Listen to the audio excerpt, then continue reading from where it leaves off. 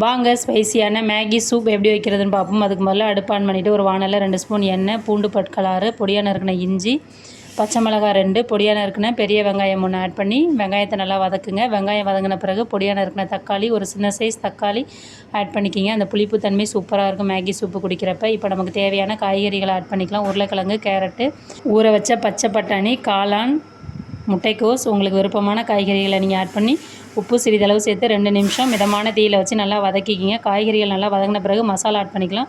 மஞ்சள்தூள் சிறிதளவு, மிளகாய்த்தூள் சிறிதளவு, கொத்தமல்லி தூள், மேகி பாக்கெட்டில் இருக்கிற மேகி மசாலா இல்லைனா கரம் மசாலா ஆட் பண்ணிக்கிங்க. ஒரு 2 நிமிஷம் நல்லா வதக்குங்க. மசாலா வதங்கின பிறகு மேகி சூப்புக்கு தேவையான அளவு தண்ணி ஆட் பண்ணிக்கலாம். ஒரு 1.5 லிட்டர் தண்ணி ஆட் பண்ணிக்கிங்க. அது கொதிக்கட்டும். அதுக்குள்ளேயே நம்ம வெதுவெதுப்பான தண்ணியில் 2 பாக்கெட் மேகியை 1 நிமிஷம் ஊற வச்சு அதை வடிகட்டி எடுத்துக்கலாம். இப்போ தண்ணி நல்லா கொதிச்சு இப்போ ஊற வச்ச மேகியை ஆட் பண்ணிவிட்டு மேலே கொஞ்சம் பெப்பர் தூள், லைட்டாக லெமன் புளிஞ்சு விட்டு இறக்குனா சூப்பரான மேகி சூப் தயார்.